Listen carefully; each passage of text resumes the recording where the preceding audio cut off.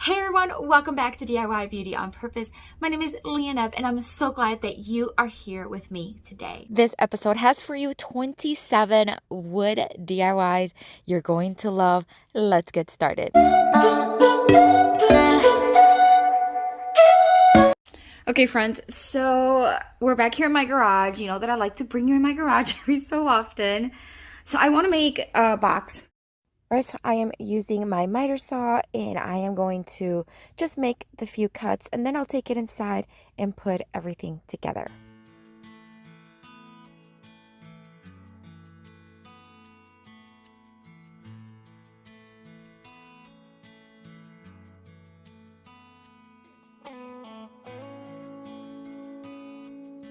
I want these boards to look very distressed and have a very farmhouse look, so I am using my meat tenderizer to just make some dents and give it an imperfect look that I love.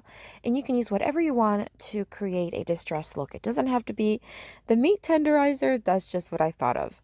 Now I'm going to take my palm sander and I'm just going to start smoothing out some of the edges and just sand over. Now I want imperfections, but I do not want splinters. So I want to make sure that all the edges and splinters are smooth. Now I'm going to take some wood glue and I am going to spread it in on the sides and I'm going to start joining each board together to create a box. So I am using my Ryobi brad nailer with 1-inch nails. There you go. And I'm just going to place them along the edge. And I'm going to do that on all three boards for the bottom and the sides, as well as the two smaller ones for each end.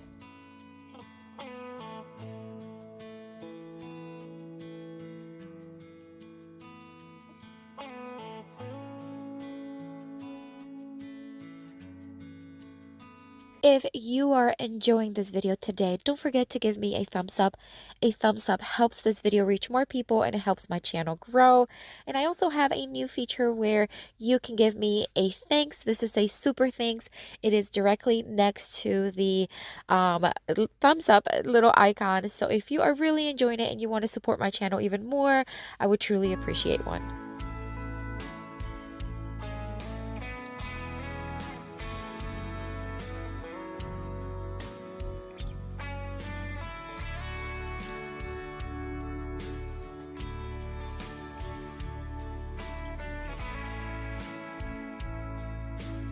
Now it's time to stain the box. I am using Vermilion Golden Oak, and you can do multiple coats. I was okay with just one coat. Now can you see the distress marks from my meat tenderizer?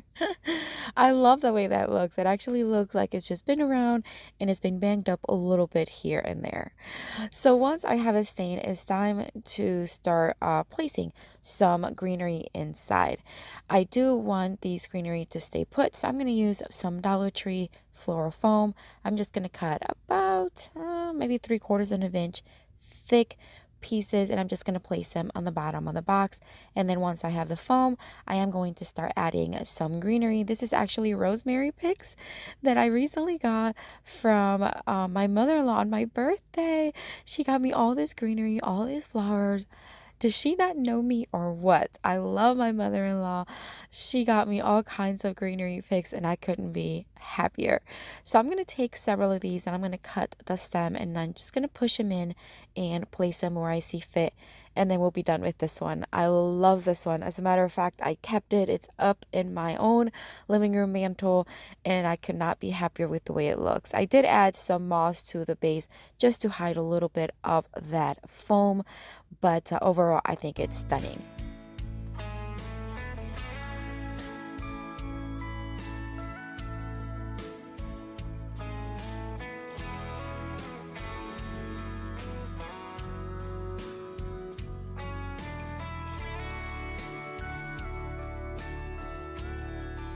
Okay, we're back in my garage and it's a mess, guys. It's a mess. I'm looking for one of these 4x4s. Let me grab this one. We have several from like years ago and they're a mess, but I like a mess. I'm gonna make cubes, so I want something that's square. So this is perfect. And I'm gonna cut them into equal sizes. So I want this to be a real true square. So I'm going to even this out, just cut a little bit here because right now it's at an angle. And then I'm going to cut 2 of them and you'll see what I make. All right, we're back inside and now I'm going to start marking. I'm going to make some very farmhouse style dice. I've done these before, but I haven't done them in a while, and this is going to be very different from what I did before. So I'm just going to start marking all the little dots where I want to drill holes so that they look like dice. I'm going to be using a very thick drill bit. Now, if I had had a thicker one, I think it would have been way better. But this is the thickest one I had on hand. Instead, I didn't want to use the spade blade, so I just wanted to stick with the drill bit. So I'm just going to start drilling. I'm only going about 1/8 of an inch. That's it. But that's all I'm going to be doing on all sides of both dice. As you can see here, I am just going to sand down every side. 2 things: to remove any splinter left over from the drilling, as well as just clean it up a little bit and reveal that beautiful lighter tone wood tone that I just love.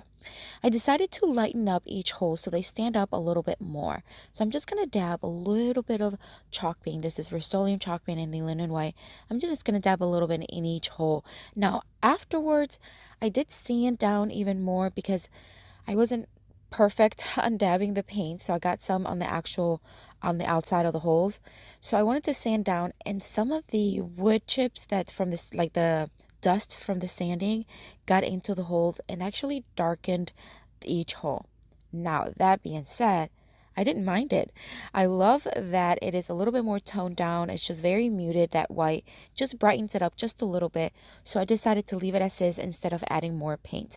That was just my decision. If you're going to recreate something like this, you can certainly brighten them up even more if you'd like. But this is what it turned out. I think they look beautiful. They're so rustic farmhouse look. I love that they're so inexpensive. Well, free, but they're just so easy to make, and I think anyone would love making them.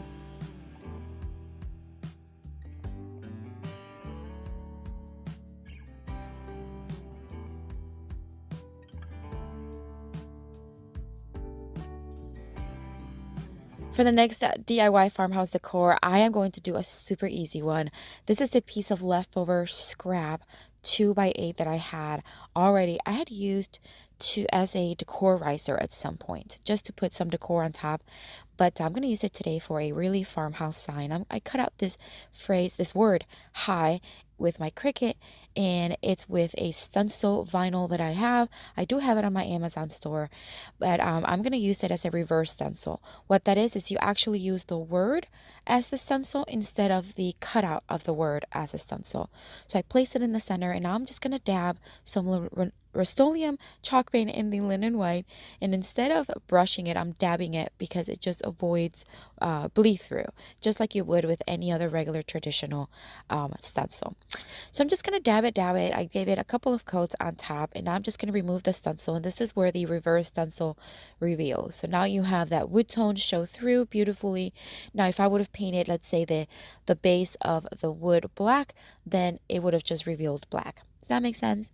So now I'm just going to clean it up just a little bit. Now, I've never looked for perfection. I've always said that. But in this case, it was just kind of bugging me a little bit because everything else was so crisp.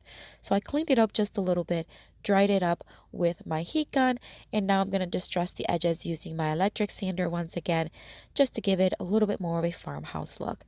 I think this one's one of my favorites from today. It's so easy. Anyone can truly do it, and it's already up on my mantle, and I just love the way it turned out.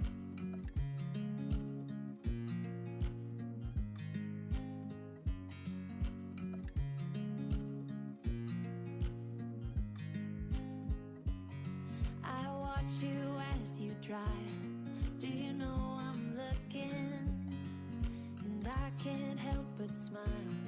For the next DIY farmhouse decor, I am going to start with this quick setting joint compound. This is what you use on like drywall. I have some that my husband gave me several months ago. I already did a DIY with it, and I just decided to do another one, and I still have leftover, so it's awesome to have. I'm going to keep adding compound until I have a texture that is very thick. I mean like thick where you can throw it on the wall and it'll stay there. Probably the same thickness you would use for drywall. Maybe. I don't know. But once I had it to the consistency that I wanted, I'm going to take a board that I purchased at Habitat for Humanity. It was very inexpensive. I mean, like a couple of bucks. It's pretty large too. And I'm just going to give it a good wipe with a wet rag. And then I am going to start applying the compound with a chippy brush. I am using a chippy brush because I am going to throw it away afterwards. I'm not even going to worry about cleaning it up. That's why I have these chippy brushes. They're very inexpensive. You can use them and reuse them, or you can use them and throw them away if something on it is too thick, like this joint compound. So I'm just going to start spreading it, and I'm going to dab it instead of brushing it. I'm going to dab it because I want a lot of texture, and I don't even know what I'm doing right here. I'm just going with my instincts. I'm just dabbing the compound all around the edges, right down the middle, and then just following my instincts of what I think I want it to look. And it looks kind of messy right now, but I'll show you what it's going to look like.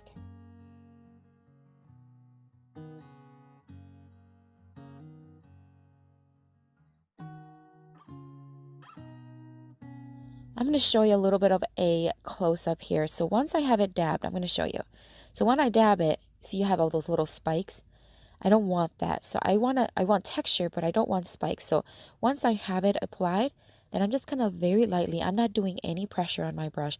I'm just fanning it or swiping it very lightly on top, just to kind of bring down all those ridges and just give it a little bit more of a flat look. So that's what I'm doing here. I wanted to give you a close-up because I know sometimes from the top you can't see those details. So I'm just going to brush them lightly, and this is what it's starting to look. I absolutely love the texture. I think it's so just textured. What else can I say, right? Now, it took about 2 hours to dry. In some little areas took a little longer, but it's okay to paint over. So that's why I'm going to start painting. I'm going to use, once again, Rust-Oleum chalk paint in the linen white and my chalk brush. So I'm just going to give this, I gave it, let's see, 2.5 coats. So 2 full coats and then a half coat just wherever it needed it. On the parts where it's very textured, I did dab instead of brush so that I can get in between all the little ridges.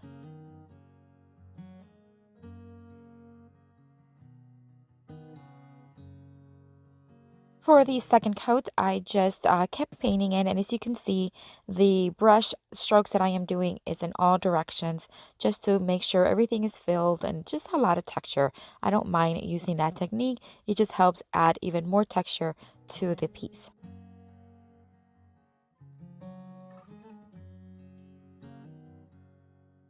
I am now going to use my Vermilion polyurethane in the crystal clear, and I'm just going to brush it on pretty heavily and let it dry.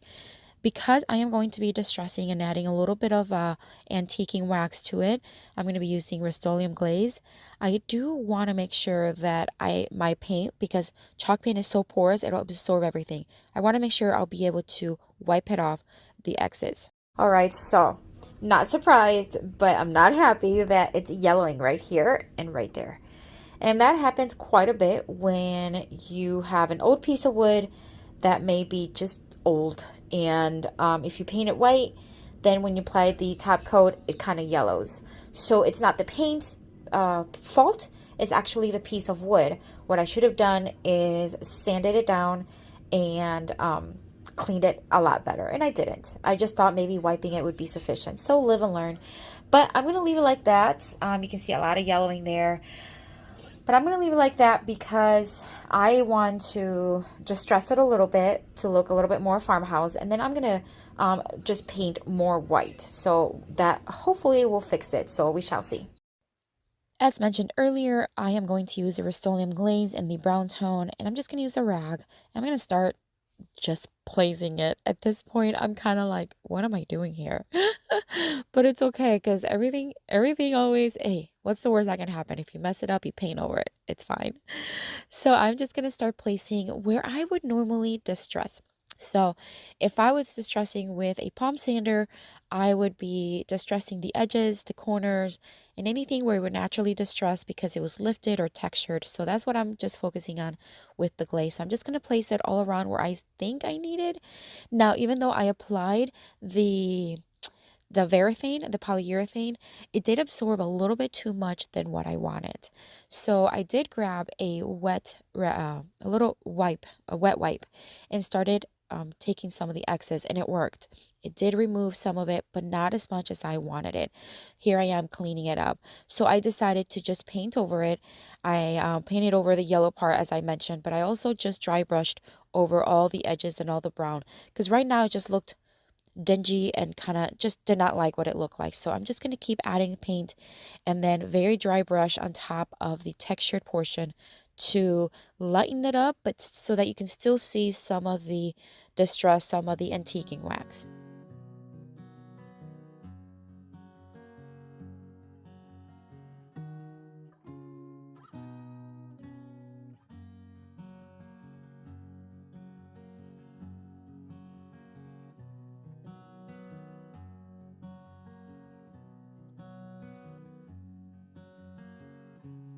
To finish it off, I'm going to add 2 sawtooth hooks on the back. This board is very heavy, so I want to make sure it's the ones that you can screw in to the board. And actually, I kept this one as well. It's not on my mantle, but it's on my console table, but it can certainly be used on a mantle, and I absolutely love it. It's beautiful. Now, it looks kind of too white here on the camera, but I'm telling you, when you look at it up close, and I am going to give you a close-up, you can see some of that grunginess, you can see some of that texture, and it is stunning. I love it.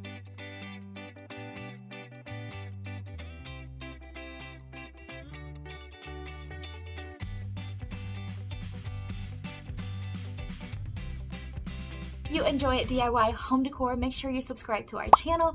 I post every single week, so make sure you hit that notification bell as well so you don't miss any of the content. All right, I am going to start with this drawer that I recently got. It was actually not thrifted, but it was at a house that we are currently flipping. And there were 3 of them, and I just want to work on this one first. It's in pretty bad shape. As you can see, it's super dirty. It has some staples sticking out, some nails. So we're just going to fix it up a bit. We're going to make it look nice and pretty. Oh boy, did it need some cleaning. This drawer was so bad, but I just used my little vacuum there to just remove any dirt, any cobwebs, and then use some strong cleaning to remove a lot of the stain. But surprisingly, not many came off, so I just had to just let it be. I did remove some loose staples and then replace them with new ones, and then make sure the actual drawer was in good condition. I'm going to remove the little knob because we're not going to use that one. We're going to replace it later on with a different one. Now I'm going to use this French script stencil that I have used so many times. I love it. You can tell, right? It's all painted over, but I just love it. This time I'm going to use some caulk from the Dollar Tree to create a raised stencil, and I am going to do this all over the sides on the outside of the drawer. Now I will speed it up because it did took a little longer than what I was expecting, and normally I use spackle, but I ran out of it, so I am using caulk, and it worked out really well. So I'm just going to do it on 2 sides, let it dry, and then do the other 2 sides, because that way it's not going to get ruined when I place it on the table.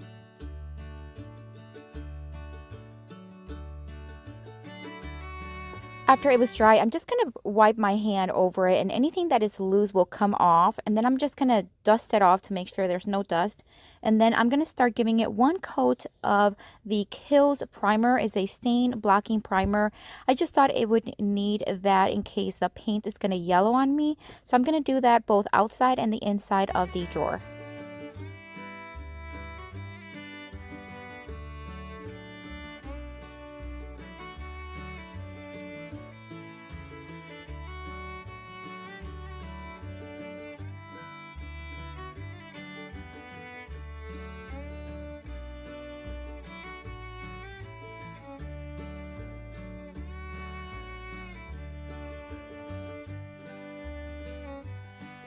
And then I gave everything 2 coats of Rust-Oleum chalk paint in the linen white. The second coat was just dry brushing it, just wherever it needed it. And again, I did that both on the inside and on the outside.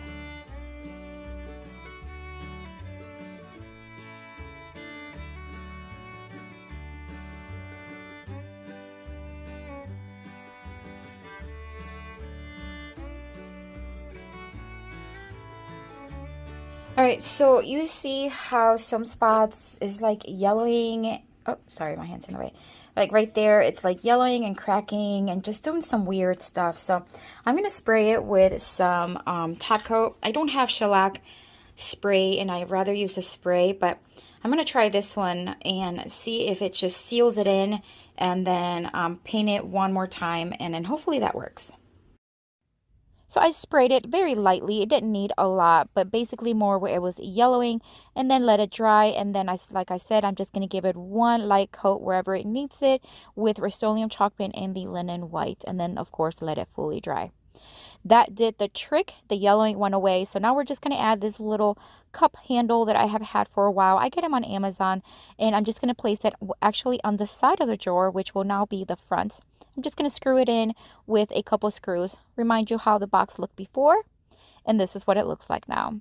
I love it. It's so fresh. It's so farmhouse. I love the texture that the raised stencil gave it, and I'm using it as a towel box, but it can certainly be used as a planter and it will look beautiful.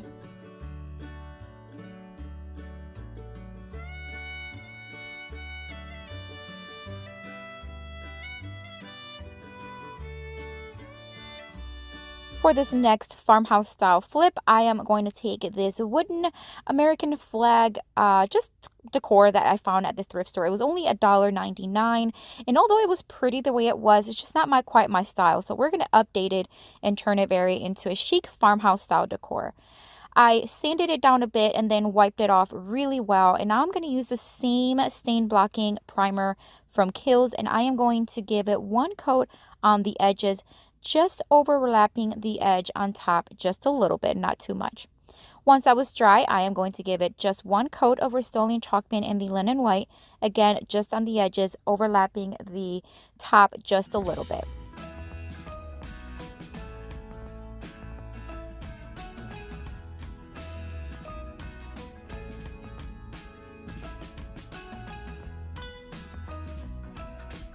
Once it was dry, I'm going to use this wrapping paper that I recently found at Home Goods. This wrapping paper is phenomenal. It is such good quality. It actually feels like vinyl, but it's not. It's wrapping paper. It's really good. So I'm going to cut a piece large enough to overlap over the sides of the board. Now I'm going to use my hands and I'm just going to press. See how I'm just pressing on the edges? This is so that I know and I can mark where that edge is, and then I am going to start to rip the paper. So instead of cutting, I'm going to rip it because I want it to have that ripped look on all over the edges, and I'm going to do that on all four sides.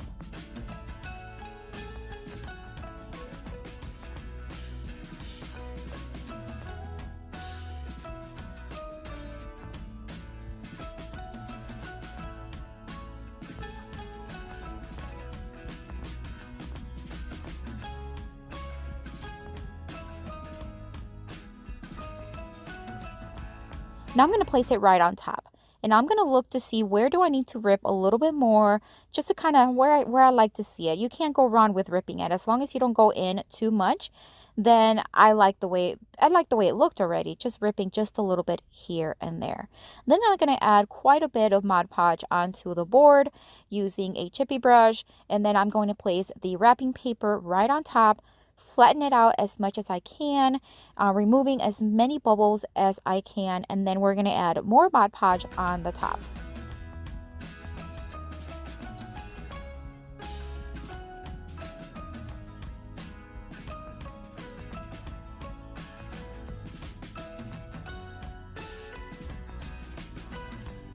My friend, if you have an Instagram account, I would love to connect with you there as well. I'm constantly posting things that I don't normally post here on my channel, like behind the scenes look, special projects. So if you have an account, go check it out. It is linked down below in the description box.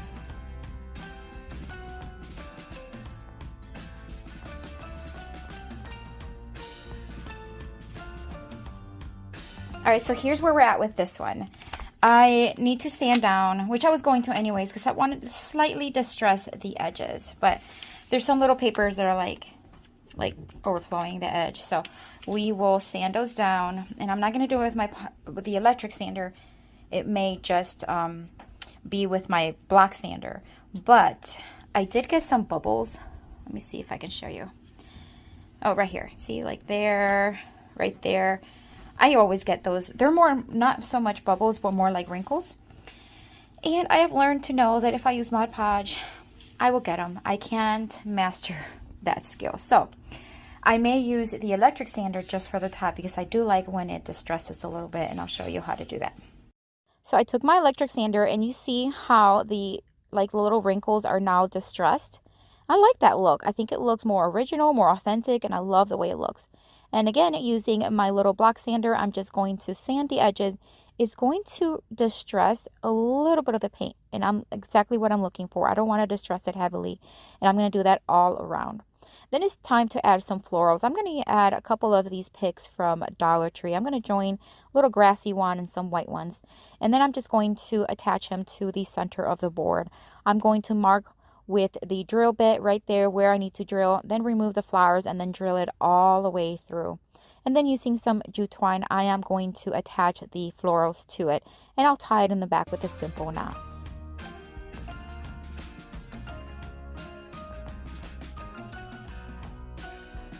I'm going to fluff the flowers just a little bit to make sure they look nice, and then I'm going to take some burlap ribbon from burlapfabric.com. I'm going to make a very simple bow, tie it in the center with jute string, and then I'm going to hot glue it to the center of the florals.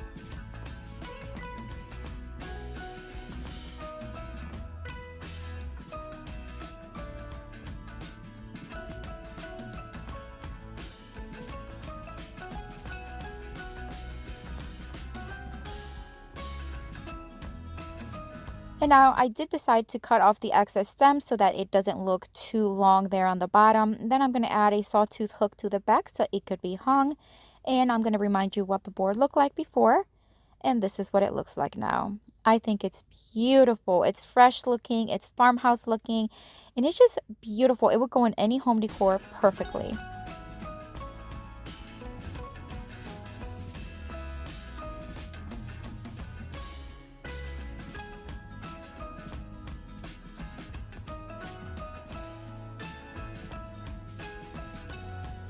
Or this next DIY, I'm going to use this board, and it's from another DIY that never sold in the fall. So I removed everything that I had put on it, and I just kept it like this. But some of the blue, you see it here, kind of bled through. It's kind of light on the camera, but I don't know if it was from the fabric that I had on it for the fall decor, or it was the original board. I'm not sure, but nonetheless, I'm going to give it a fresh white coat of paint, and then we're going to get started for a new one. So one light coat of Rust-Oleum chalk paint in the linen white was sufficient, and then it dried really quickly. Then using my Cricut, I cut out the scripture that says, "We love because he first loved us." I love this scripture, and I'm just going to place it towards the right side of the board. And of course, I am going to place the scripture where you can find it and right underneath it. Now, if you notice, the W is missing the middle part. I have no clue how that got off of there, but I did find it. So later on, well, in a little bit, you're going to see I replace it and put it right back on it, and it looks fine. But I was just wondering, how did that come off? But anyways, mystery. All right, so then I am going to, like I said, add the scripture to the bottom of the phrase.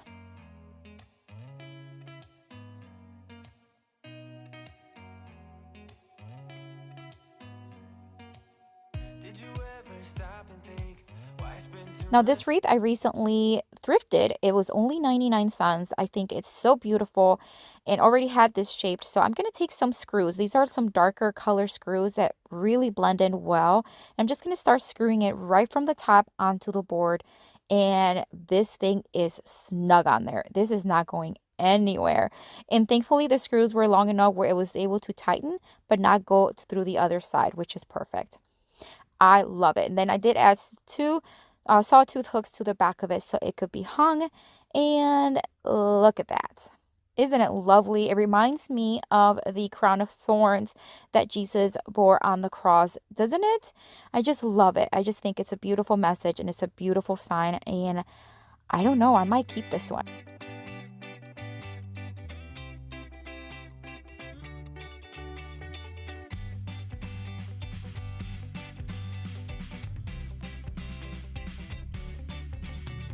Our first inspiration comes from Magnolia, and it's this beautiful rustic style window pane.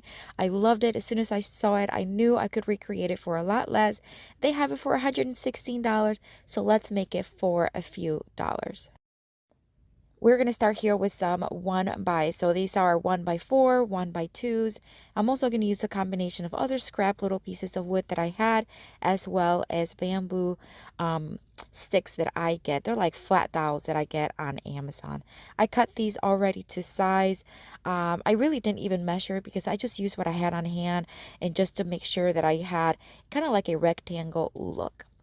So I am going to attach them using my staple gun. I know I have used pocket holes, but today I wanted to keep it simple and keep it to where you are inspired to recreate it yourself. So an electric staple gun is what I use, and it works really well for these. Now the key is you want to put staples on each joint in the front as well as the back. You can also use some wood glue if you'd like. In this case, I didn't need it. It was pretty light. This center piece is actually a stake from the garden center. I got it in the summer and I never used it, so I cut a piece to go right in the center. I'm going to do one staple on each side. That's all that it needed, as it was very snug. I'm going to use Vermilion stain, and this is in their Briar Smoke tone, and I'm just going to do one coat on every side, included all the inside seams and the back.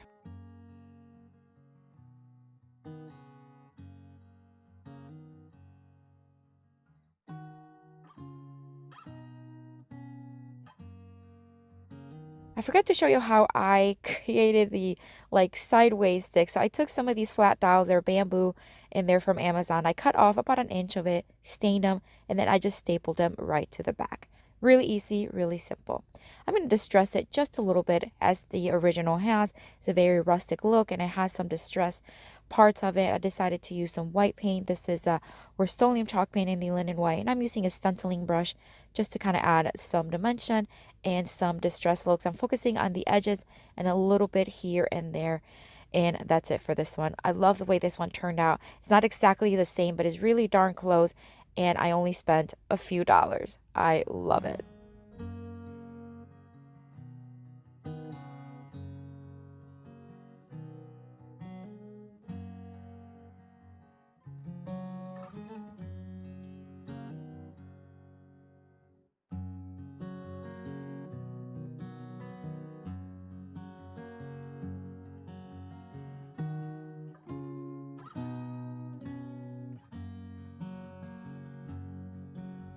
For the next inspiration comes to us by Pottery Barn. This is a beautiful cutting board. They have quite a bit on their site, and some of them have more of a rustic look, and that's what I'm going for with mine. So I'm going to freehand a little handle here on this piece of 1x6 that I had already in the garage.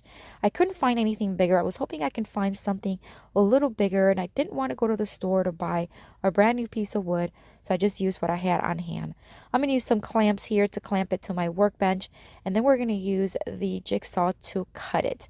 Now, jigsaws, I love using tools, but jigsaws I don't use as much, so this was a little bit more difficult, and I'll tell you why. It's because it was such a tight space. It was just smaller. If I had a little bit more space, I think I would have cut it a little bit better, but who knows. It's just using a jigsaw can be, it just requires a little practice, but I think overall it came out really cute, and it has a very rustic look.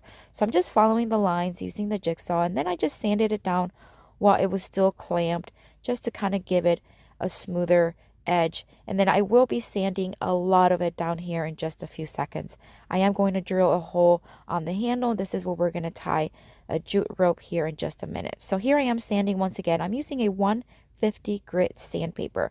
I want to sand this down very smooth. I want all the edges not to be squared, but I want them to be a little bit on the rounded side, all the edges, all the corners, and then everywhere I'm just sanding. And then I'm going to move on to a 220 grit sandpaper, which is this one. I'm doing it by hand, and I'm just going to make sure that it's very, very soft to the touch. And then I'm going to start staining. Now this, I'm going to try to combine two stains. I'm going to try to combine the Vermilion Briar Smoke and the Vermilion Golden Oak. I thought if I could just dab on each one, I would get the color that I want.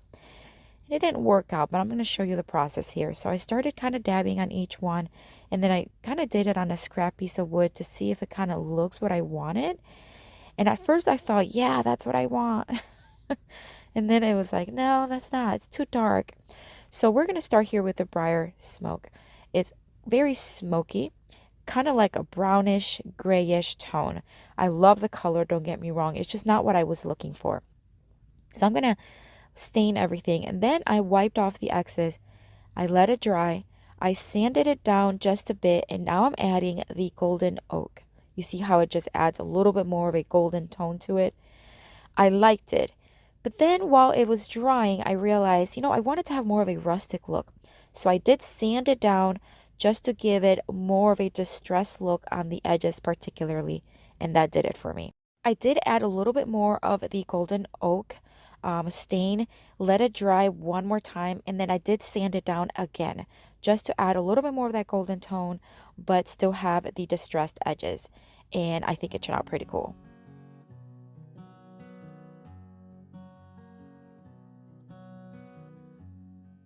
I threaded jute rope right through the hole on the handle, made a very simple knot, cut the excess, and that's it. I love this little serving tray. It's not going to be a cutting board. It looks like a cutting board, but it'll be more of a serving tray. It could also be used for decorative purposes. But let me remind you what the original looked like. And this is what mine looks like. Okay, so it's not exactly the same, but truly, I think I did a great job with being my first time cutting a handle like that. But overall, I love the way it turned out.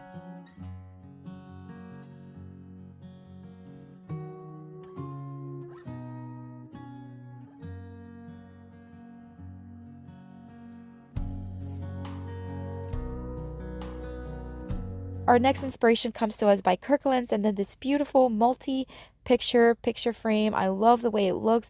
It has a very rustic farmhouse style, and I love it. I knew I could recreate with just a few dollars. I'm going to use this Dollar Tree Christmas sign. I got during Christmas season, never used it. I'm going to remove everything from it, including all the glitter, and I'm just going to sand it down pretty heavily. Then I am going to dust it down very well because we're going to start to apply some wood planks here. These are just paint sticks, those 25-gallon paint sticks. I'm just going to start cutting and measuring how I need it so I can trim the frame, so I can trim the board into a picture frame.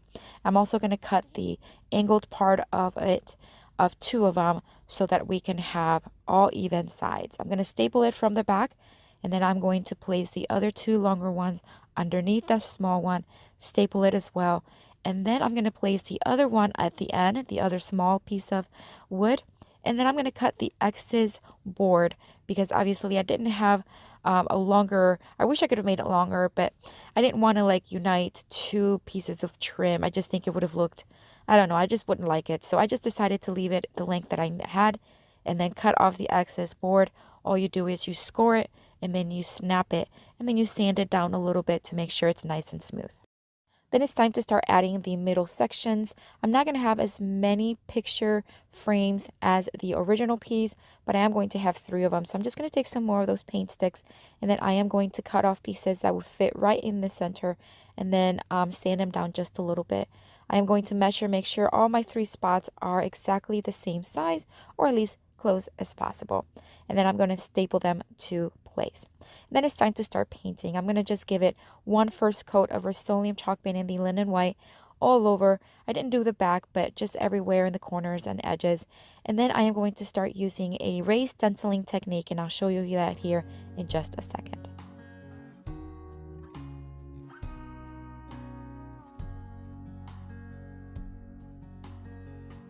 I distressed the edges just a little bit, just to smooth it out. I felt like it was just a little rough to the touch, so I'm just smoothing it out very lightly with a sanding block. So now it's time to add a raised stencil. If you notice, the original did have a raised stencil on the top and bottom, so I'm going to use some caulk here that I had left over from a previous DIY, my scraper, and this clock. I'm only going to use a little portion of the middle there, and I'm going to start applying the caulk, and this is going to give me an illusion of a raised stencil. And I'm going to do the same thing to the bottom and let it dry for about an hour.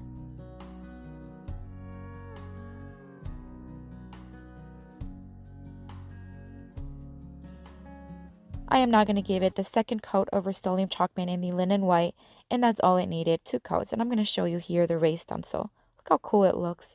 I think it's so cool that you can do that with stencils. You can use caulk, you can use spackle, you could probably use anything that would dry hard, maybe compound, anything you like. So I'm going to use it now some antiquing wax from Waverly, and I'm just going to start dry brushing it to make those stencils pop, as well as add some distress as the original had. I'm going to remind you what the original looked like, and this is what mine looks like. Super cool, very inexpensive, only spent a few dollars, literally like a couple dollars, and I think it turned out so cute.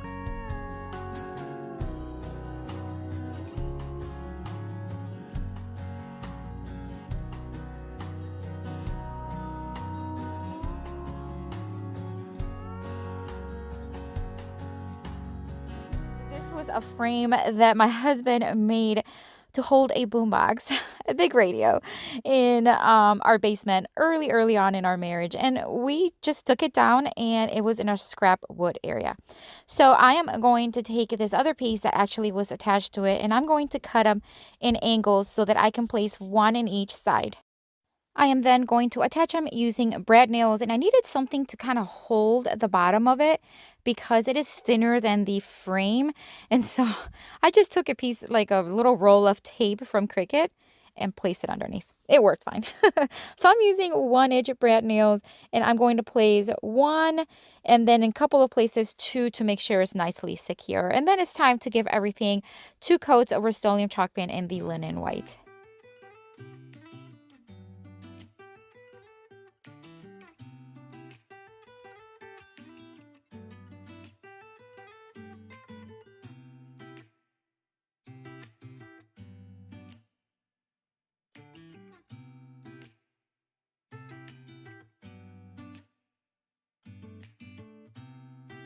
Once everything was painted, I am going to put 2 sawtooth hooks on the back. That way it could be hung from there.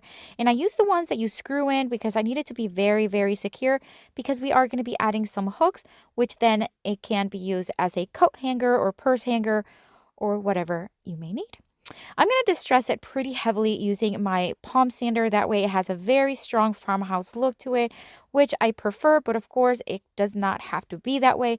If you are going to recreate something like this, you can certainly leave it painted in whichever color you'd like. In the places that were a little snug, I did use my sanding block to get in there. I also placed a screw so that we can hang a wreath here in a little bit. Here are the hooks that I mentioned earlier. I'm just going to place 4 of them. I get these on Amazon, and I do have them on my Amazon store.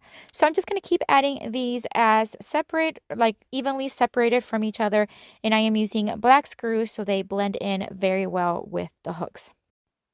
I'm done with this one, and I think it turned out so beautiful. I love that we reused this frame that was meant to just be thrown away, and I love it. I think it turned out super cool.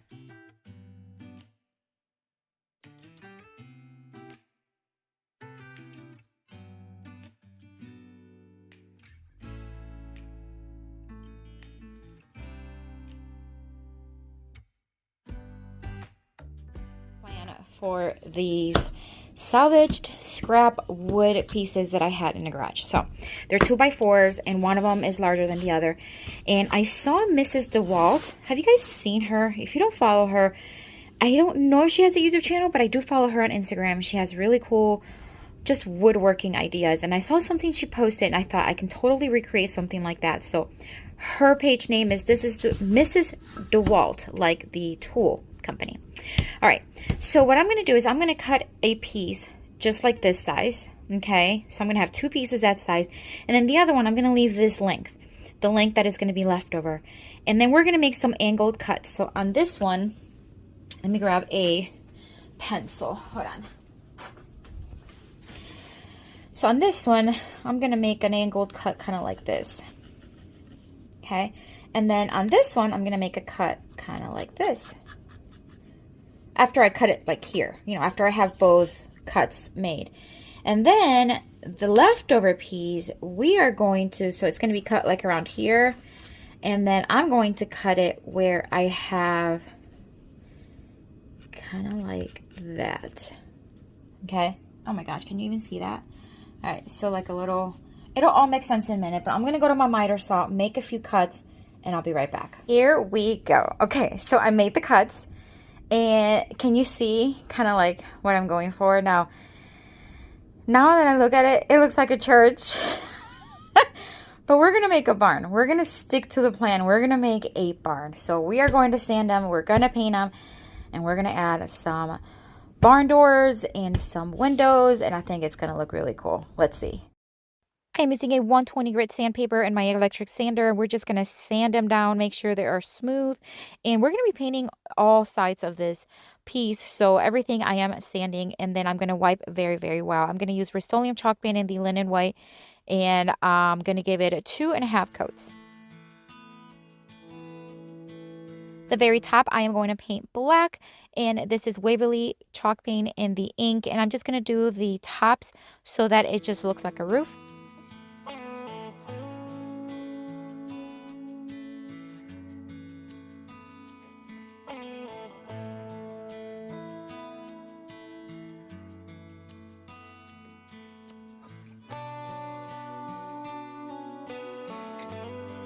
I decided not to join them together so that they could be separate or as joined as we want it to be.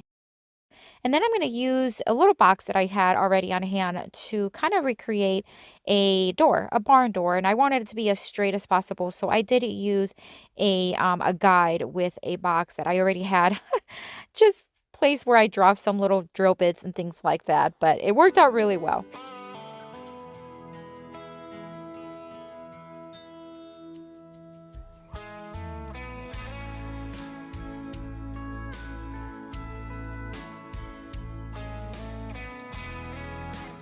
And now I'm going to use my square here, and I'm just going to use it vertically, or not vertically, like at an angle. And I'm going to use that as a guide so that I can crisscross some lines. And then I'm going to freehand the window on top.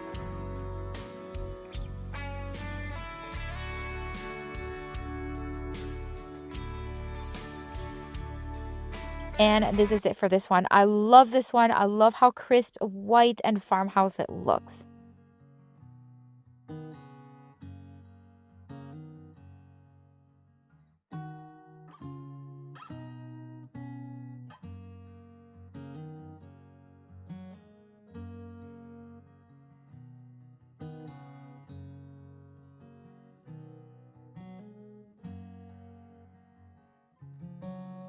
All right, next project is going to be with this piece of kind of like paneling. I've had it in the garage for a while. You can see it has all this stuff. We'll clean it off, but I'm going to use this to make tags. I think it's a perfect thickness for tags, and I'm going to make a nice like tag decor. So I'm just going to go to my miter saw and start making some cuts. Maybe I can get 4 tags, maybe 3. I'm hoping 4, and then of course make the angled cut that tags normally have, and then we'll continue to work on it. All right, so I'm going to do a quick measure here and just kind of have as close as possible as even boards as I can. Once I had everything cut and angled as well, I am going to just clamp it onto my workbench here so that I can use a spade blade and just drill holes right through all 3 of the tags. It just made it easier instead of trying to do one at a time. I'm going to sand it down quite well just to make sure there's no splinters. This kind of paneling, when you cut them using saws, they just kind of splinter a little bit. So I'm just smoothing them out so that they are smooth to the touch. And then we're going to start using some Mod Podge here, actually a lot of Mod Podge, and 3 different types of fabric. I want this to have a farmhouse look, but a little bit more of a textured look instead of just painting. So I'm just going to add some Mod Podge, and the first fabric here is a kind of like a ticking stripe fabric that I got at Walmart several months ago, and I'm just going to roll it over, let it dry. So I'm just going to cut off the excess fabric with my rotary cutter and just put it to the side until it dries. And I'm going to do the same thing with the second one. This fabric is from a fabric bundle I got at Walmart as well. Roll it over, cut the excess off, put it to the side to dry. Same thing with the third one. This one I'm using a faux black leather from Amazon. I do have on my Amazon store if you're interested in taking a look at that. And then once they were dry, I'm just going to cut off all the excess as close as possible to the edge, and that way we'll have nice smooth edges.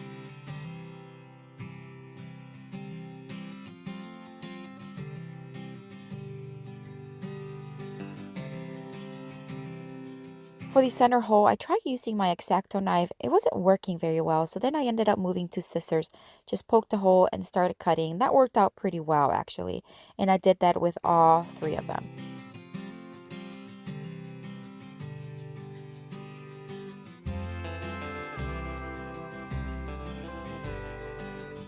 I cut some vinyl decals here using my Cricut. For the first one here, I'm going to use this chicken and chick, and we're just going to place them towards the bottom of the tags. The second one is a cow, and then on the third one, I cut out it in a white vinyl, and it says Farm Sweet Farm. I do have these decals on my Etsy shop. If you haven't visited my Etsy shop, I have done quite a bit of upgrading. I've been adding different decals that you can purchase, and they're all free shipping, and I would love for you to take a look at them. And I have a lot of farmhouse decals that you can choose from, and I'll be adding more and more, so make sure you follow me there and favorite my shop, and that way you can be notified when I add new decals. So for this Farm Sweet Farm, I don't know where that second F went. Like, seriously, I was looking for it. I'm like, where did it go? I ended up having to cut another one and added it, so it's there. All right, so now we're going to add some nautical rope here from the Dollar Tree, and we're going to start with this one here. Now, in a little bit, you're going to see that I ended up removing this rope because it wasn't letting me stack the tags the way I wanted to stack them. I'm just showing you the process. So I'm just going to add some nautical rope, thread it, and then knot it. And I'm going to do the same thing with the other 2. Now I'm going to start to just kind of stack them. I'm trying to figure out how I want them to look, who's going to go on top of which one, and that kind of thing. So here I am removing that rope. That way it allows me to stack them how I need to. And then later on, I am going to add the rope again, making it seem like it's been threaded, but you're going to see what I do. I'm just going to stack these and then staple them together using staples that are the right size for them. And that worked out really well. I contemplated hot gluing them as well, but it really didn't need it. But if you're going to recreate something like this, you can certainly hot glue them as well. So here we are. I'm just going to kind of straighten out the ropes. And then here I am stapling that third rope to the actual tags. I'm going to make it seem like it's being threaded through that third tag, but in all reality, it's just stapled, just to give the illusion. And then I'm just going to straighten them out. I'm going to tie it with a little jute string just that they're all snug together. And then I'm going to cut the excess nautical rope so they are all pretty even on top. And then I'm going to take some of these like little garland. It's like a wired garland I get at the Dollar Tree, and I'm going to make 2 very simple bows with them, and then I'm going to hot glue them to the top of the nautical rope.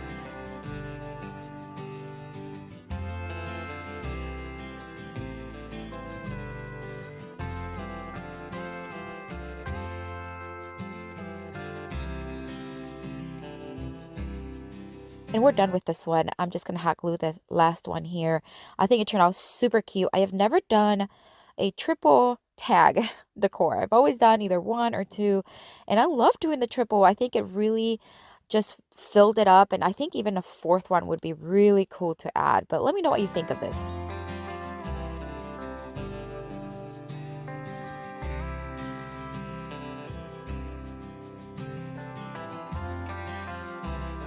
Once again, and you see this sign right here.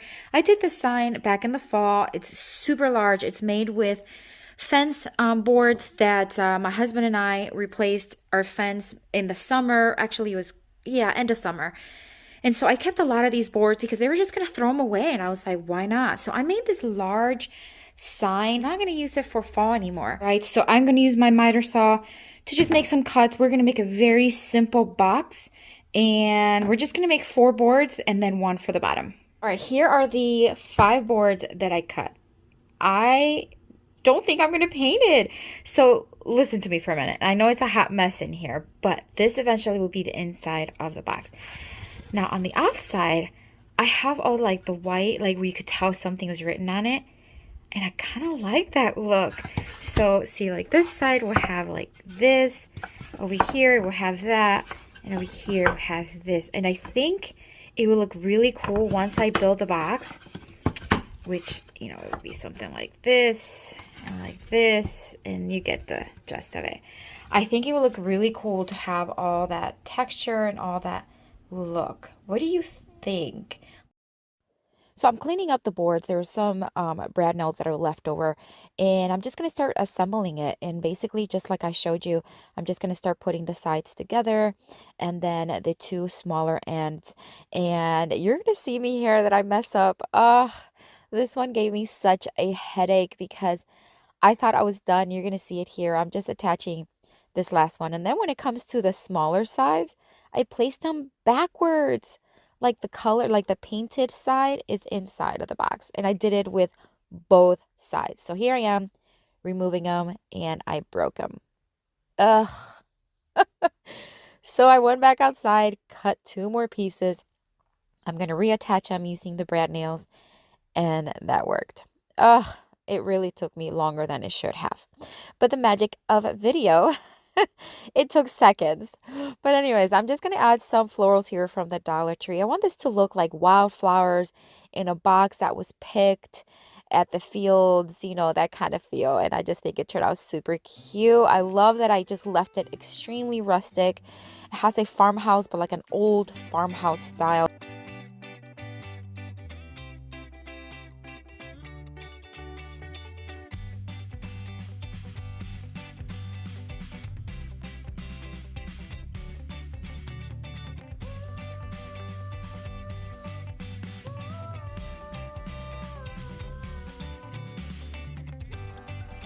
Okay, for this next dupe, I'm going to take this just piece of paneling.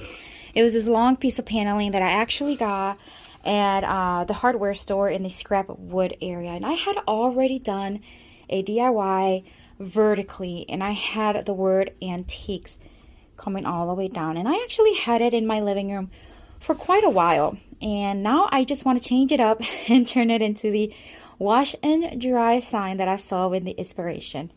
So this time we are going to have it horizontally, and although it's already painted and it's already distressed, the original piece had distress, but it was more of a brownish antique look.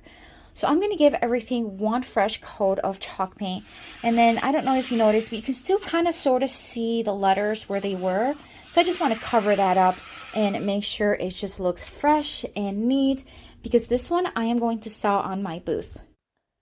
And I'm just going to give it the one coat using chalked paint from Rust-Oleum and the linen white.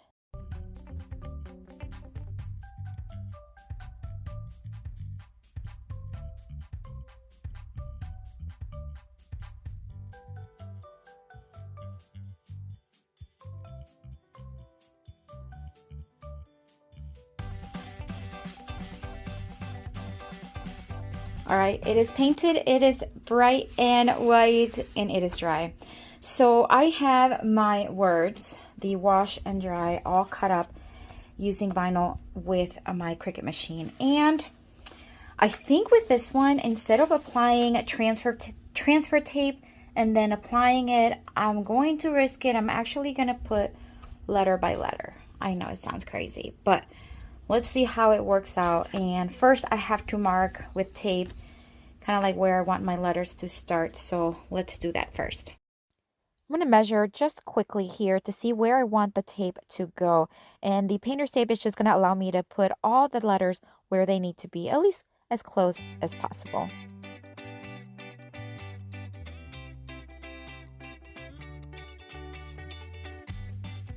And now I'm going to place each word where I kind of want to see them, and this will give me a guide of where I want to start and finish the phrase.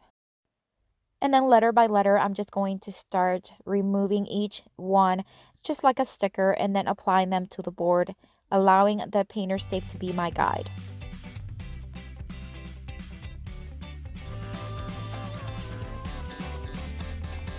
And this is the last letter I'll be applying, and then I'm going to start antiquing it using some antiquing wax by Waverly and a makeup sponge. And I'm just going to start applying it everywhere where I feel like it needs it, especially the edges to make it look distressed.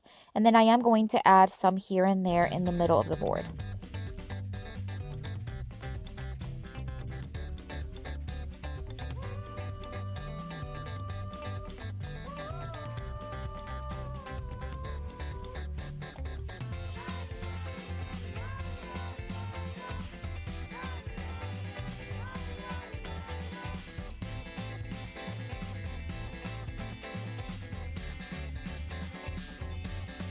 Because this paneling board is very thin, I could not screw nor hammer any sawtooth hooks to the back. So I'm just going to hot glue and tape a piece of jute rope. This is going to be sufficient. It's actually quite lightweight, so it'll be nice to have something to hang it from, at the same time not ruin the board. And whoever purchases it, they can always screw it in onto a wall, but at least I give them a notch to hang it. And here's what the original piece looked like from Bella Cottage. They had it for $140.88. And here's what mine looks like. I cannot be more pleased. I'm so excited that I reused a board that I already had at home. I just removed the old letters and placed new ones, and I cannot wait to display this on my booth, and hopefully it sells right away.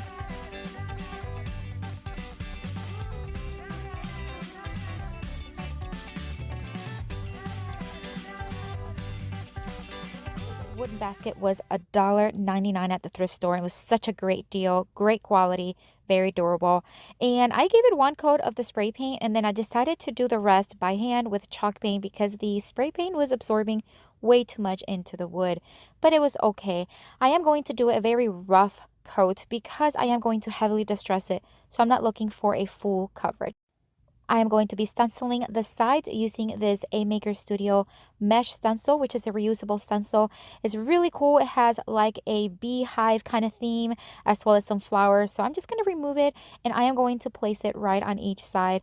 It's really easy to use. You basically just place it on top. You stick it on, it'll stick to it, and then when you're done using it, you just wash it. It's really, really cool. I'm going to use their gel art ink and a squeegee, and I'm just going to start applying the ink. And basically, you just apply it on, remove the excess, and then when you remove the stencil, you have a beautiful design, just like that. Beautiful. I'm going to do the same thing on the other side, but I'm going to choose another corner. That way, the design is just a little bit different. I have a link down below in the description box where you can find these stencils and all of these supplies at a Maker Studio.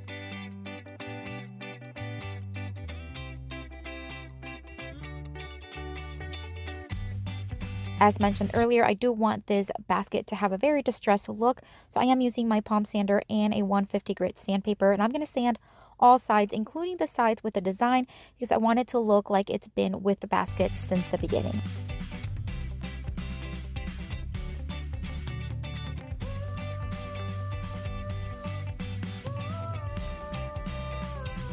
To finish it off, I'm just going to give it a light coat of this Rust-Oleum chalked matte clear top coat. That way it'll seal everything in, and that's it for this one. I love the way this one turned out. I'm actually going to use it as a decorizer, just like you see here. I added some greenery inside, and I added some decor on top, and I think it's stunning.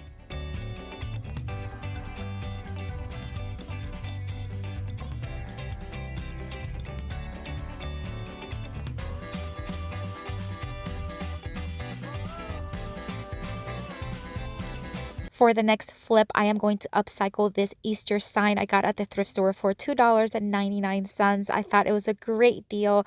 I'm going to turn it into a farmhouse style welcome sign. I'm going to remove everything from it, the galvanized little sign that's on it, the wooden egg, as well as all of the glitter that's on top.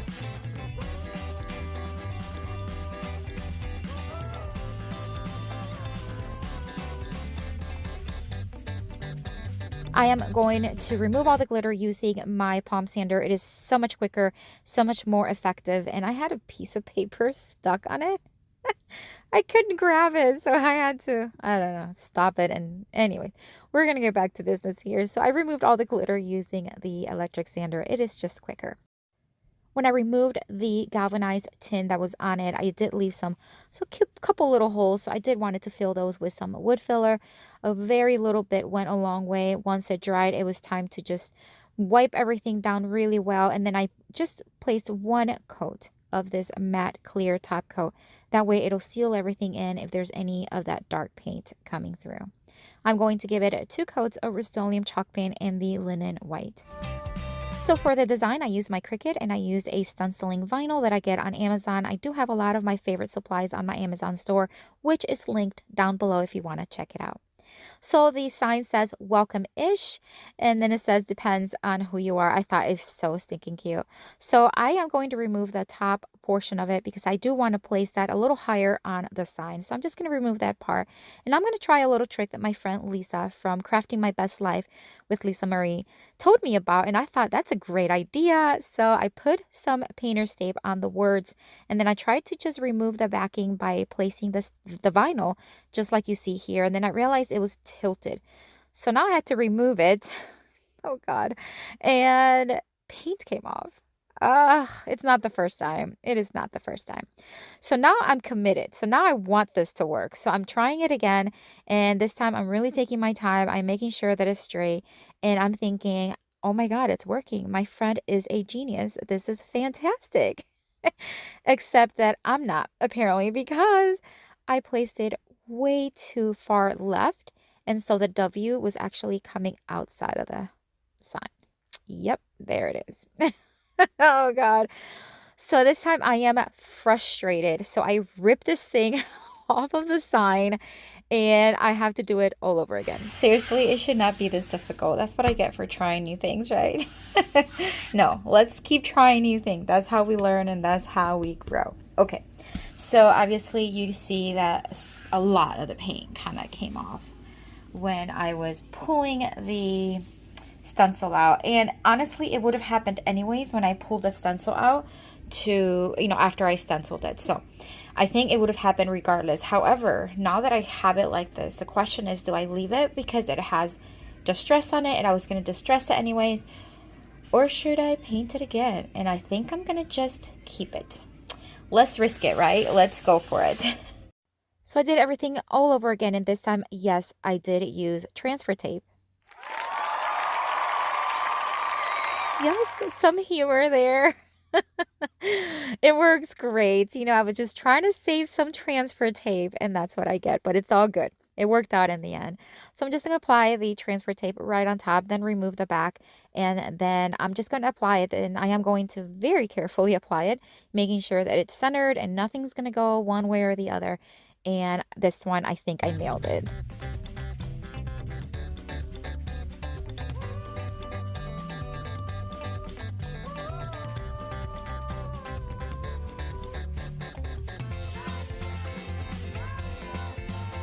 I am going to use a stenciling brush that I recently got on Amazon. It is on my Amazon store. It is fantastic. I'm also going to be using a gray tone of the A Maker Studio Gel Art ink, and is really good for stenciling, which is why I'm using it. And I'm just going to stencil the whole thing, and as you can see, very patchy, but I like it because it just gives it a farmhouse distressed look.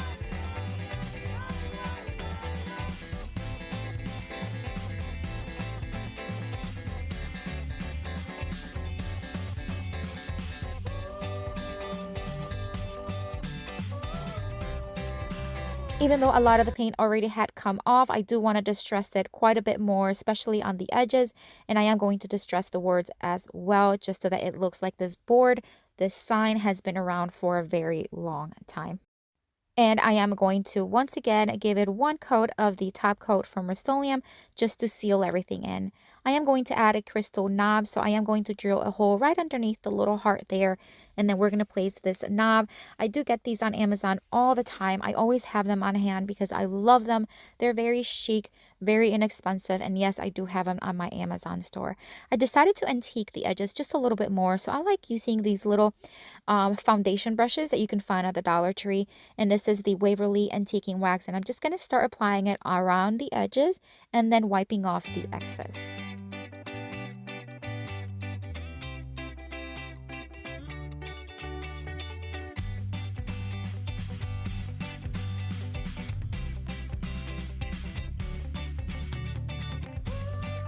And we're just about done with this one. A couple of sawtooth hooks on the back, and this sign is stunning. I love how farmhouse it looks. I love that it has humor, and I love that it looks like it's been around for a very long time.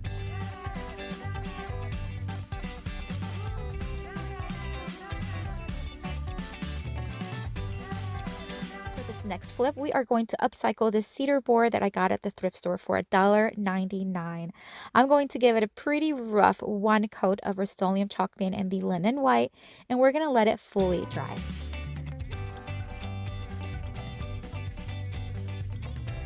Using the block sander, I am going to distress it even more, and it'll just soften all of those edges in that paint. And then we're going to wipe it really, really well because we are going to add another one of those A Maker Studios mesh reusable stencil. I've used this one recently on another DIY, but I'm going to place it towards the right side of the board, and then we are going to do the same thing using the squeegee and the gel art ink. We are going to spread the ink, making sure the entire stencil is covered.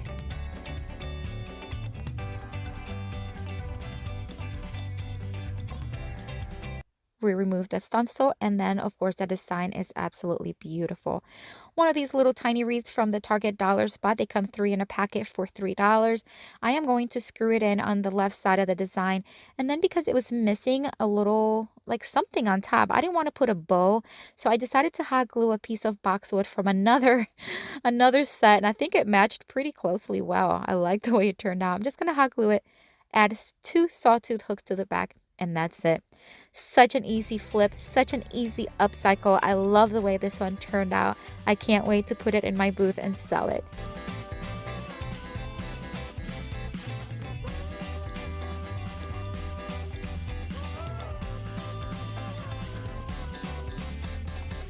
This high-end DIY is so easy and is perfect for summer.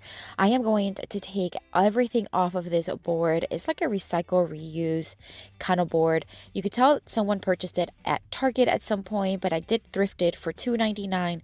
It was a good size and really solid. So I removed everything and sanded down all of the stickers from the back because they were not coming off.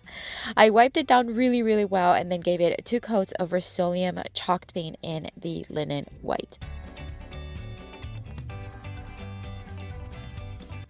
Once the paint was dry, I did seal everything using Varathane polyurethane in the crystal clear.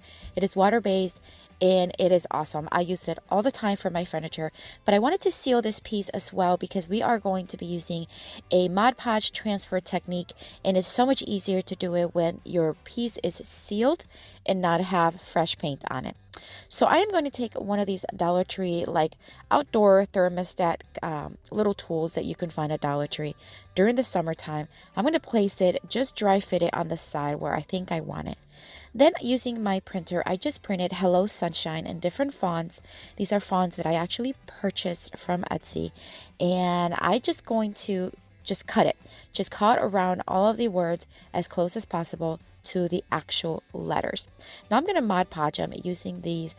This is like a photo transfer Mod Podge, but you can use any Mod Podge you have on hand. I am going to put liberally quite a bit of it on the words. Now I did print out the words backwards, so they are flipped horizontally so that when I place them on top, then you can see them perfectly. I'm going to place them right where I want them to be. Now make sure you Mod Podge on the side of the ink, so where the words are. Don't Mod Podge on top.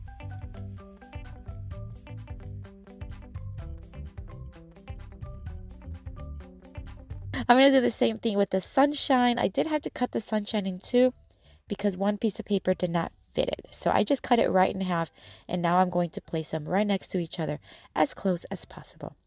Once I had it there, I did let it dry overnight. You don't have to. I just like doing that to make sure it's really, really dry. So now I'm going to use a very damp towel, and I'm going to start wetting the paper, and then using my fingers, using the towel to remove the paper, and then what you get left over is the ink, and it looks like you transferred it.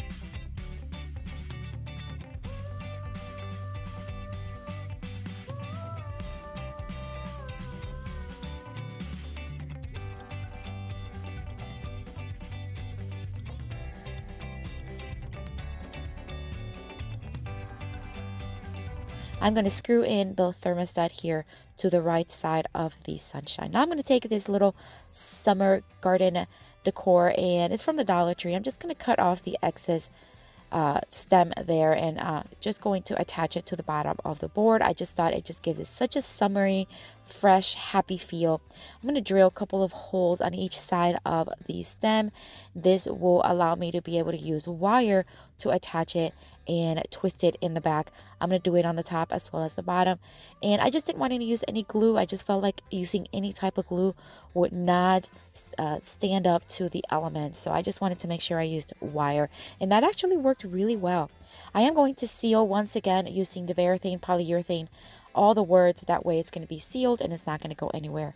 And I think this sign turned out so beautiful. You can certainly see it and find something like this at a boutique. I just love it.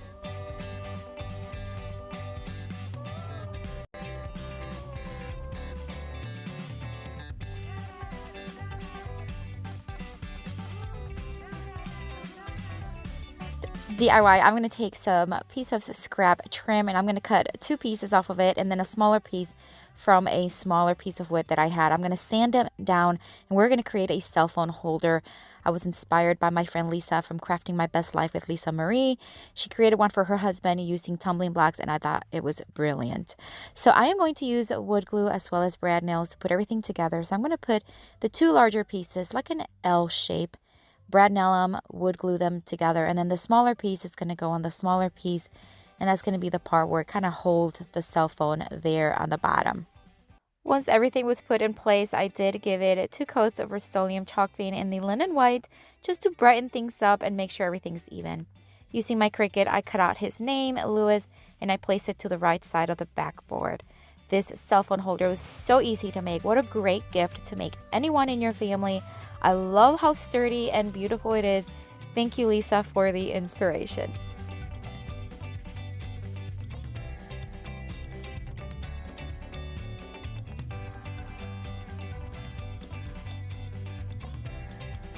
For the next high-end DIY is such an easy one. We are going to use this 1x4. I cut out 4 pieces to equal sizes and we have squares. I'm going to sand them down nice and smooth and then cut out a stencil using my Cricut with our initial. We are going to stencil it using Waverly chalk paint and that's it. It is such an easy DIY. I did the same thing on all of them and I did seal them using polyurethane in the crystal clear just so that they are sealed. And of course, they're going to be coasters. We're going to get water on them. So we want to make sure they're sealed. But it was such an easy way to DIY your own coasters. And I think it would make a perfect gift. Look how beautiful these look. I mean, it's just fresh and just wonderful gift to give someone.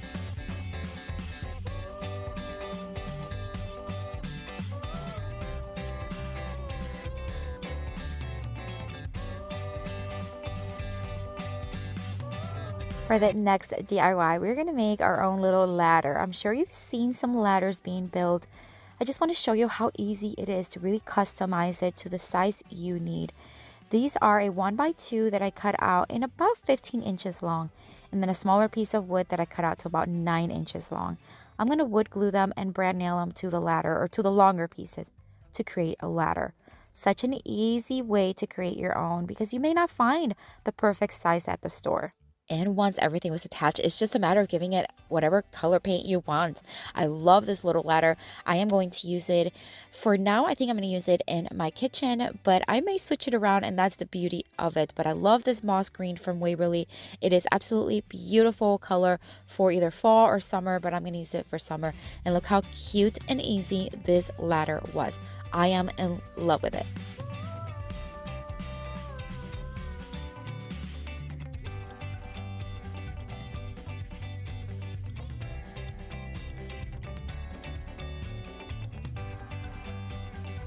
This is another super easy high-end DIY that anyone can make, but it does have a few more steps, so hang with me. I did take a couple more of the 1x2s. These are cut into about 20 inches long, and then this 1x4, which is cut to about 12 inches long. I am going to use my Cricut jig here to make some pocket holes. Now, don't be afraid of using new tools. I've had my Cricut jig and it's so easy. It creates pocket holes so that you can join wood together and have really strong bonds and really strong joints. So I'm going to create just one pocket hole on each side of this 1x2, and it's going to be on the same side. So it's just going to be on opposite sides, but on the same side of the wood. I don't know if that made sense, but I'm going to show you here right now. See? 2 on each side or each end, but they're on the same side. And I'm going to do the same thing on the other 1x2. And then we're going to join them together along with the other ones using this 1.25 inch pocket hole screws that you can get at the hardware store. And look how easy. It separates and then it sucks in. I'm going to show you again. It kind of separates the wood and the sucks right back in and just creates a really strong joint because we're creating a frame. And I love using my Cricut jig. Do you know who Natalie from Design to the Nine is? She uses a lot of wood and a lot of tools. So I highly recommend you watch her. I always get inspired by her. She's extremely talented. So I'm going to have Natalie from Design to the Nine's channel linked down below in the description box. So make sure you check her out. I'm sure you'll be inspired by her. All right, so moving along, this crafting chicken wire I get on Amazon. It is so much easier than using real chicken wire from the hardware store. I'm just going to cover the back of it, cutting the excess and stapling all in place. Now, I did have to join 2 pieces together. I didn't have a long enough piece, but it worked out really well.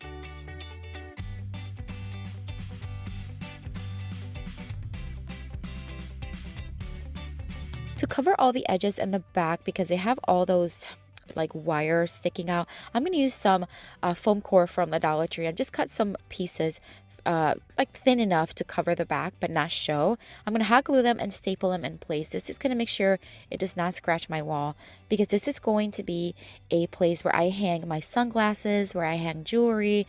I have one for my earrings already, but I desperately need one for my sunglasses because I love sunglasses and I just don't know where to put them. So these will be a great place to hang them on my little area where I do my makeup. All right, so I'm going to give everything 2 coats of Rust-Oleum chalk paint in linen white, and I'm also going to paint the chicken wire. Do you see how it lightened up? Now I'm using very little paint on my brush. It's almost like a dry brushing, and that way it just lighten it up and you just don't have that dark wire, but you don't have to do that. I'm going to screw in a couple of these clips on top. Just gives me some more options, as well as these hooks to the bottom. And again, it just gives me options to hang things, maybe necklaces, scarves, whatever it may be. And I think this frame, it looks stunning. I love it. I love how functional it is. I can't wait to put it next to my little vanity and be able to hang all my sunglasses. Love it.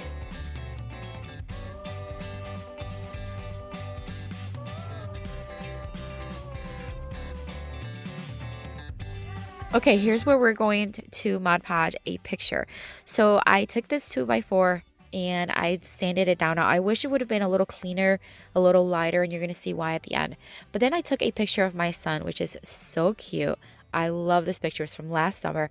And I printed it again in a regular printer paper. I used the 8-inch printer, and I'm going to cut off the excess. And then I'm going to Mod Podge a lot of it. So a lot of Mod Podge, and then place it on top of the wood. Again, I let this one dry overnight to make sure it was really, really dry. So once you place it on the wood, you just want to place it and let it be. Now, somehow, I got a little bit of Mod Podge on the top portion of the paper, and you're going to see in a little bit how it just had a little bit more of a hard time removing the paper with water. I actually had to scratch it with my fingernail. No big deal. It worked out.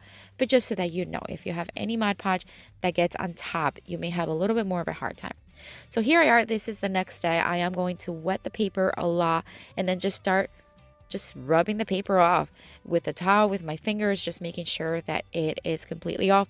And if you have a little bit of white left, I never stress about it. It just adds to the rustic farmhouse look to it. So you see the little areas where it's whiter and it's not getting like wet right there. That's where Mod Podge got on. So I did have to really get my fingernail on it, and I got it in a few places, and I don't know how, but somehow I did.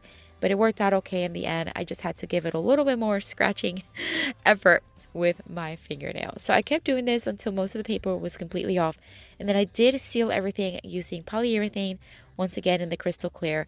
It just kind of seals everything and it just makes everything look finished and complete. And I just did 1 coat. And that's it. I let it dry, and I think doing a photo block as pictures would be perfect for gifts. Wouldn't it be awesome for like grandmothers or granddads or even mom and dad, aunts and uncles? I just think it's a great picture. I just love the way it turned out.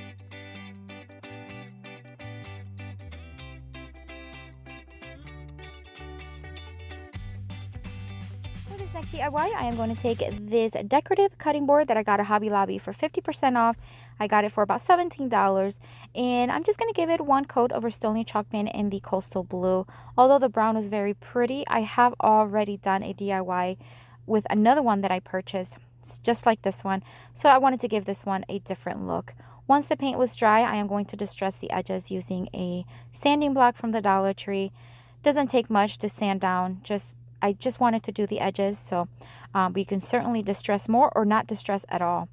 Using my Cricut, I cut out the scripture, "As for me and my house, we will serve the Lord," which is Joshua 24:15, and I'm just going to place it right on top.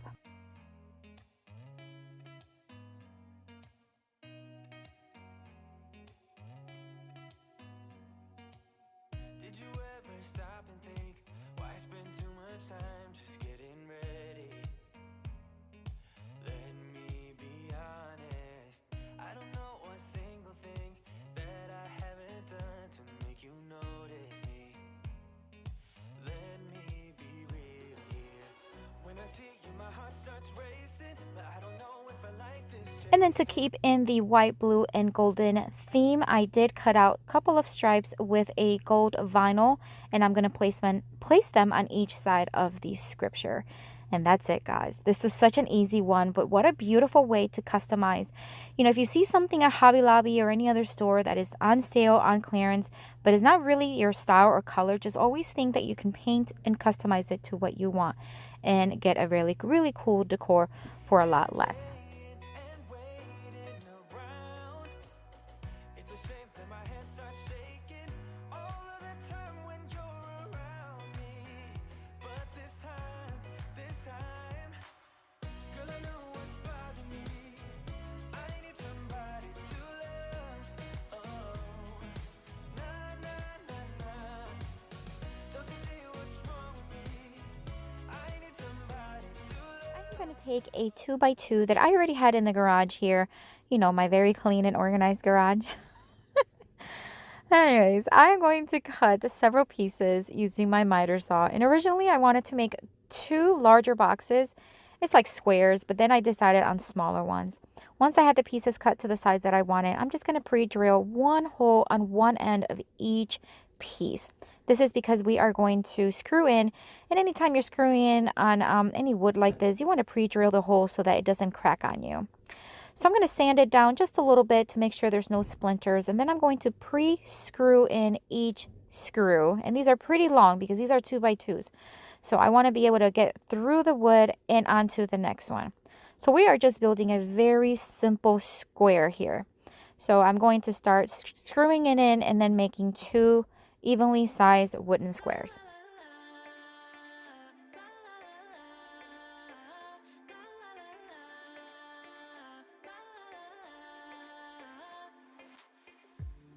Hey, I've got you on my mind. Yeah, you're all that I think about. You know you got me going wild. And what I want is you. Could you come a little closer?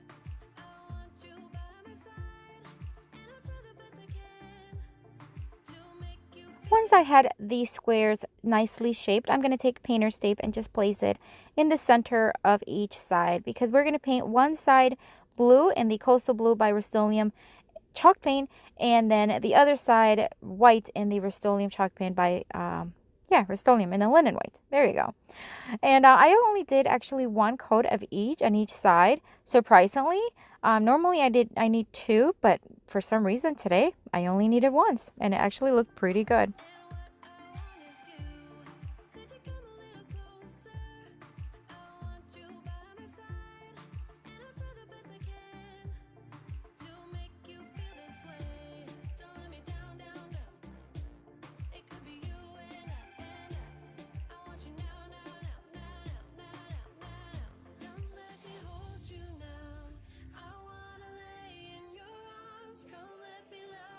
Once both sides were fully dry, I'm going to take some of these strips. These are the same vinyl that I used with the, the cutting board. But this time I just cut 2 pieces. This is about 1.25 inches maybe, or no, it was 3/4 of an inch. That's what it was. and by 6 inches. And I'm just going to place it right where the blue and the white meet. And that way we're going to keep everything cohesive and nice. And we're just going to hang them on the wall just like this. Look how simple this decor is. Again, you can use any combination of color that you want. This was extremely easy. Now, I didn't need to add screws and brad nails. I just added the brad nails for extra security, but really the screws is sufficient. And of course, you can make even 4, 5, 6 of these and put them in a big wall, and I think that looks super cute.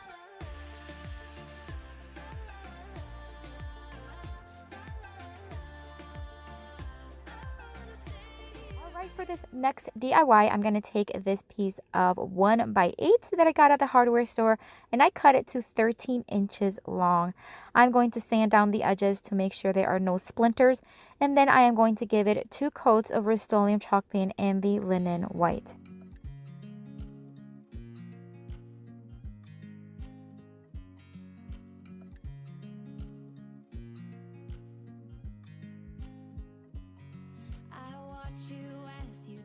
While that dries, now I'm going to take the leftover piece of fabric that we used earlier for the napkin rings, and I'm just going to fold it. Now, it has all these extra folds. Don't pay attention to that. This is just because this is the piece of fabric that I had. If you're going to recreate this DIY, all you're making here is a pocket. So I am making it wide enough. It's about, I think it was about 4 inches or 4.5 inches because it was to fit nicely in the center of that whiteboard.